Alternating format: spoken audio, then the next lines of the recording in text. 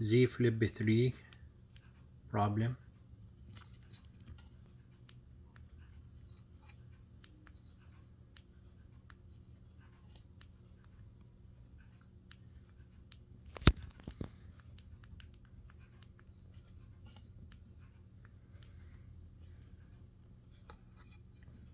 Okay, when it's on like that, you need to go to settings, go to display,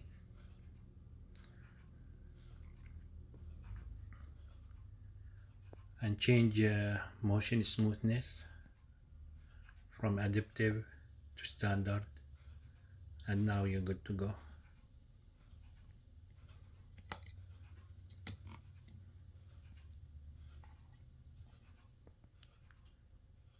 It's very easy, and this is fix the problem.